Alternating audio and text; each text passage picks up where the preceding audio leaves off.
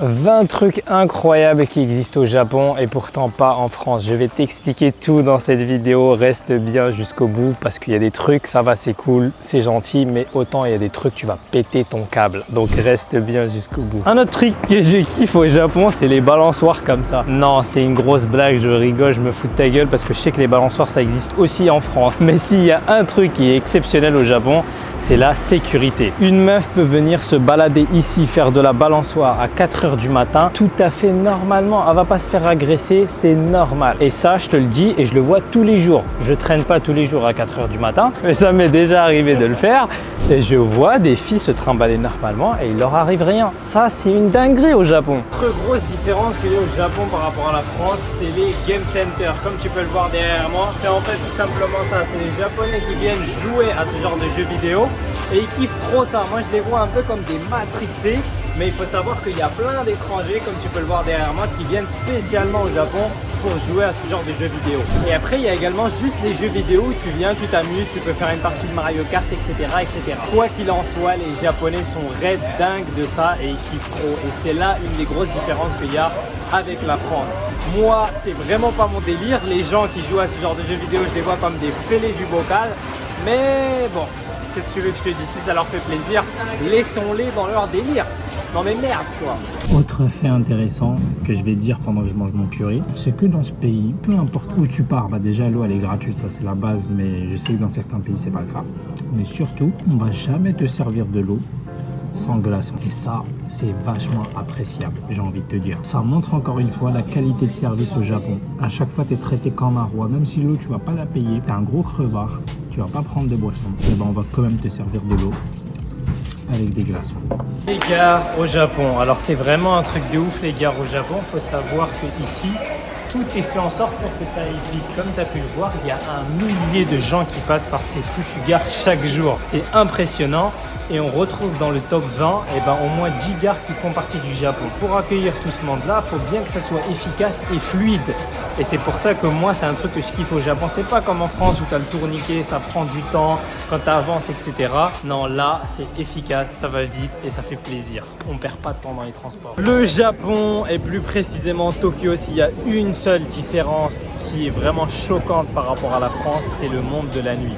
Il faut savoir qu'ici, il y a un monde parallèle entre le jour et la nuit. Il y a des putes. Les gens ne sont pas pareils de jour comme de nuit. Ça veut dire que de jour, les gens ils sont plutôt sérieux, ils vont au taf, etc. etc. Et à partir de 18 h, ils se transforment comme des vampires et des loups-garous. Ça, c'est vraiment un truc de ouf. Et c'est vraiment pas quelque chose que je suis en train d'inventer et sortir de mon chapeau, c'est vraiment une réalité. Les gens se transforment la nuit, ils sont totalement différents, ils sont méconnaissables. La journée, ils sont stricts, sérieux, etc. Ils ne rigolent pas. Et la nuit, ils se lâchent, ils commencent à rigoler, ils commencent à faire des blagues, ils commencent à s'amuser, ils commencent à sourire. Et c'est vraiment dingue pour un Japonais de sourire la journée. Mais la nuit, tu le verras tout le temps sourire. J'ai raison ou j'ai pas raison? Que tu saches si j'ai raison, faut que tu viennes au Japon, t'as pas le choix. Allez, ciao. Si je te dis combini, tu vas me prendre pour un fou, tu vas me dire c'est quoi ce mot, je connais pas. Alors je vais t'expliquer, c'est très simple. C'est un magasin qui est ouvert 24 h sur 24 où tu trouves tout ce que tu veux, un peu comme ce que tu vois autour de moi. Dis-toi, par exemple, tu sors à 5 h du matin, tu vas t'acheter un produit que tu aimes bien. D'habitude en France, c'est pas possible. Après 22 h, tout est fermé, tu peux pas t'acheter ce que tu veux. Là, tu as faim, tu as un petit creux, je sais pas, tu t'es fait un bobo, tu veux un pansement, tu veux ce que tu veux, tu le trouves après 24 h, tu le trouves à minuit, 2 h, 3 h, 4 h du matin. C'est un concept. Je sais quand je vais revenir en France, je vais avoir beaucoup de mal à m'y faire. Mais c'est comme ça pour l'instant, j'y suis et j'en profite parce que je sais que c'est une dinguerie. Fais une petite pause dans cette vidéo. Si tu es intéressé par le Japon et que tu as envie de venir, j'ai fait un guide totalement gratuit qui t'explique toutes les étapes pour venir au Japon. Que ça soit le budget, la planification, comment tu fais. De toutes les étapes, je te parle tout. Donc si ça t'intéresse, va checker, c'est dans la description et c'est gratuit. Il fait chaud. Mais un truc qui est cool quand il fait chaud au Japon, c'est que c'est la période des Matsuri. Les Matsuri, c'est les festivals d'été et c'est un truc trop bien. Moi, c'est pour ça que c'est ma saison préférée au Japon. C'est parce que tu peux te balader dans n'importe quel quartier, dans la majorité des quartiers, et il y a un festival qui va être en cours. Ça veut dire que si tu es dans une grande ville comme celle de Tokyo, tu vas te balader et il est possible que dans la journée, tu tombes sur 5 Matsuri.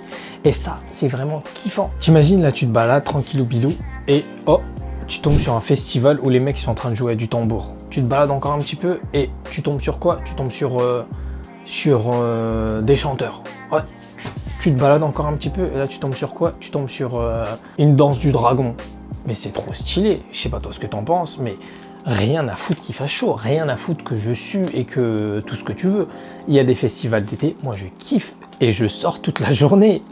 C'est non négociable. Ce que j'adore également au Japon, à Tokyo et dans plein d'autres villes au Japon, c'est ce mélange intéressant entre la nature et la modernité. Effectivement, des fois tu peux être dans des endroits surdéveloppés, etc. Il y a des bruits, il y a des lumières de partout et d'un coup tu peux te retrouver dans un cadre magnifique comme ça avec de la forestation, de la nature, des oiseaux, des poissons, etc. Un peu comme là tu vois autour de moi. Bon, on voit pas de poissons, mais si j'en vois, je te montre. Et en fait, c'est ça qui est super intéressant, c'est que des fois, tu peux juste te relaxer et d'ailleurs, en parlant de nature, un autre truc qui est super beau, franchement, c'est les jardins japonais. Les jardins japonais, moi, c'est quelque chose que j'adore parce que c'est une architecture différente de ce qu'on connaît, c'est une manière de faire qui est différente de ce qu'on connaît et c'est juste trop beau et trop joli. Et je te parle même pas de quand c'est la saison de l'automne et du printemps avec les sakura ou les momiji, c'est encore plus incroyable. Regarde-moi ça. Voilà quand je te parle de nature au Japon. C'est juste incroyable. Un truc d'autre de super kiffant au Japon, c'est que tu patientes jamais trop longtemps. Par exemple, tu peux faire la queue pour le resto, pour le supermarché, tout ce que tu veux, tu vas jamais trop patienter. Là, par exemple, mon pote, il est parti à la pharmacie, il a attendu même pas 3 minutes, il pétait déjà un câble parce que pour lui, c'était trop long tellement il est habitué à ce que tout va si vite dans ce pays. C'est vraiment trop appréciable au Japon de ne pas avoir à patienter 10 ans. Totalement incroyable aussi au Japon, c'est la nourriture. Tu peux te nourrir pour quasiment rien du tout pour 5 €, mais même si tu es en Hesse, tu peux te nourrir même pour 2 €. 2 €. Je connais des gens qui se nourrissaient un repas pour 70 centimes. C'est vraiment une dinguerie, j'arrive pas à y croire et pourtant c'est vrai. Bon, par contre, il y a un truc qui est compliqué à trouver et ça c'est un peu chiant, c'est dommage, c'est le Nutella. C'est compliqué de trouver du putain de Nutella dans ce pays. Je vais te parler des sento et des onsen. S'il y a un truc que tu aimerais bien tester au Japon, c'est ça. En général, c'est vraiment un truc de kiffant. C'est tout simplement des bains publics. Alors, soit tu as l'occasion et la chance de pouvoir les faire en extérieur, dans ces cas-là, ça s'appelle des onsen, c'est des trucs naturels, soit plutôt des bains publics de ton quartier, on appelle ça des sento. C'est en fait des bains publics, voilà, c'est une source thermale, soit naturelle, soit pas naturelle, mais en tout cas c'est chaud, c'est comme un hammam, c'est stylé, c'est cool. Et il n'y a pas ça en France. En France, tu prends la douche chez toi. Ici, tu peux prendre la douche chez toi, mais aussi en extérieur, et c'est une superbe expérience, donc je te la conseille fortement à faire si tu viens au Japon. D'ailleurs, en parlant de sécurité, il y a un point que j'ai envie d'aborder avec toi. Quand tu perds quelque chose en France, qu'est-ce qui se passe? Est-ce que tu le retrouves ou tu le retrouves pas? On est d'accord, il y a très peu de chances que tu le retrouves. Maintenant, moi, je vais te mettre un petit passage qui s'est passé il y a quelques mois dans la ville de Osaka. Regarde par toi-même qu'est-ce qui s'est passé. C'est vraiment insane. Là, il se passe un truc de ouf, c'est que je dois récupérer mon sac. Et on a eu un Spider-Man là à rencontrer. Et du coup, j'ai complètement zappé d'aller choper mon sac. Donc, on va voir, est-ce que cette histoire de récupérer son sac au Japon est réelle ou pas? Est-ce que je vais le retrouver dans un poste de police? Est-ce qu'il sera resté encore à sa place? Ou est-ce que quelqu'un me l'aura volé? On va voir. On va checker ça tout de suite, les gars. Là, c'est le vrai Japon, là. C'est real.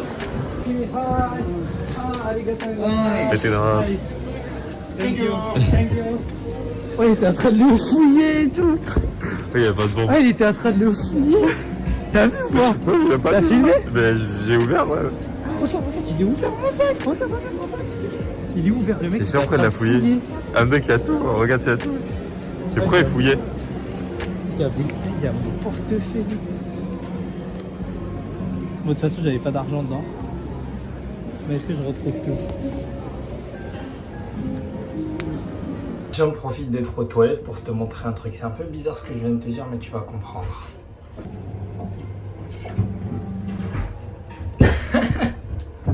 c'est simplement les portes coulissantes. Moi je kiffe trop, je sais pas pourquoi, mais j'ai l'impression d'être un gamin quand je tire une porte coulissante. J'ai l'impression c'est comme si j'étais retourné dans le passé et que je jouais avec mes jouets.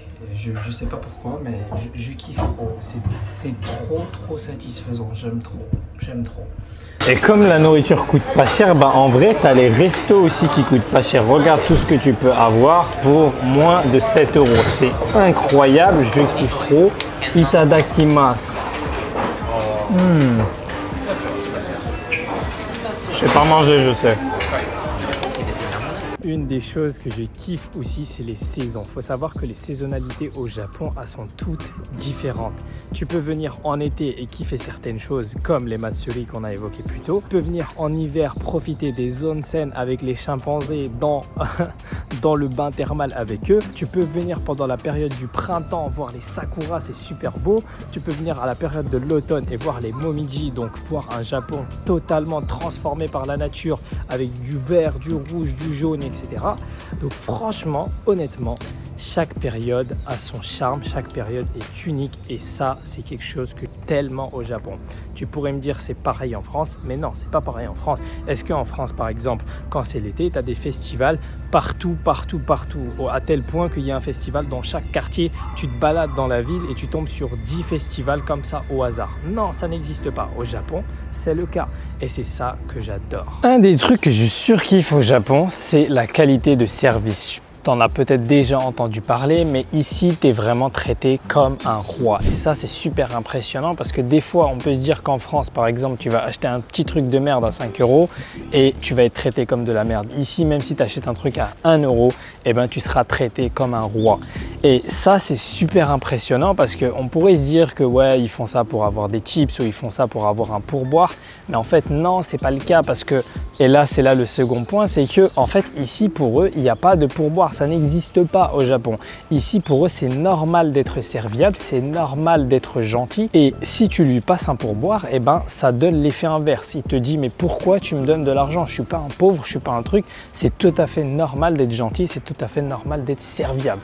Si ça, c'est pas un truc de ouf, franchement, c'est incroyable. Tu vois, quand je te parle de qualité de service au Japon, là, devine quoi? Mon pote, il est là-bas, en train de se faire tailler la barbe. Il est là-bas en train de se faire tailler la barbe. Et le coiffeur, il vient de me donner ça. C'est du chocolat. Alors que je suis même pas là pour me faire tailler la barbe. Je suis là juste pour accompagner mon pote et j'ai rien à faire. Et donc, je patiente et il vient, il me donne du chocolat. Ça, c'est un truc que je kiffe au Japon. Ça n'existe pas en France. Ici, au Japon, ça existe. À chaque fois que tu vas aller dans un endroit, et ben, on va vraiment te traiter comme un seigneur. D'ailleurs, j'aime beaucoup la déco de ce barbeur. Ça a l'air archi marrant. Il y a bien une différence qui fait toute la différence au Japon pour moi, c'est les toilettes japonaises. Pour moi, c'est simple, il n'y a pas mieux. Mais attends, j'allais faire un monologue là, je suis sérieux, mais je vais te montrer direct, on y va. Alors, comme tu peux le voir, il y a un truc magique ici qui est pour laver les fesses. Ça, c'est pour les filles, ça lave, j'ai pas besoin d'expliquer plus. Et après, tu mets stop. Et des fois, tu peux même activer, bon là, je sais pas lire, mais tu peux activer la musique. En gros, quand tu pètes, quand tu râles, tu peux mettre la musique, comme ça camoufle le bruit. Et il y a plein d'options. Tu peux par exemple là, régler à quelle puissance tu veux qu'il y ait le jet d'eau qui te colle aux fesses. Est-ce que tu veux sentir des sensations ou est-ce que tu veux que ça soit plutôt doux? Donc tu vois, tu as même ici, c'est chauffant. Tu vois, là par exemple, il y a un chauffage carrément qui chauffe. C'est incroyable. Une autre chose d'incroyable dans ce merveilleux pays qu'est le Japon, c'est que tu peux être dans des quartiers animés où il se passe tellement de choses et juste après, tu tournes un peu à droite et un peu à gauche, tu fais left, left, right, tu fais un petit cheat code dans GTA et tu atterris dans un endroit comme ça.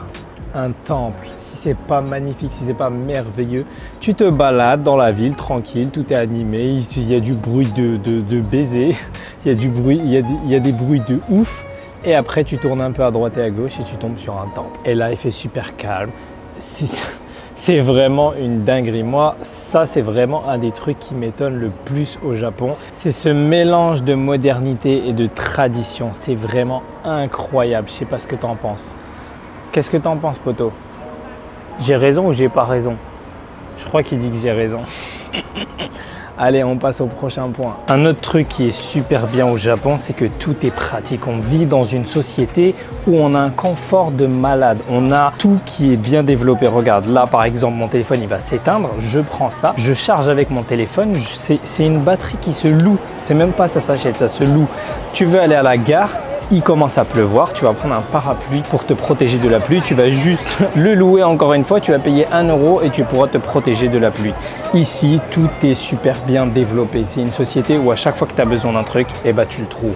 Et ça, c'est un avantage non négligeable au Japon qui ne se trouve pas en France. On arrive à la fin de cette vidéo. Si tu as aimé, lâche un gros pouce bleu, like, abonne-toi, tu connais. Et si ça t'intéresse, j'ai fait une petite vidéo que je te mets là qui est concernant les 100 choses à venir faire au Japon.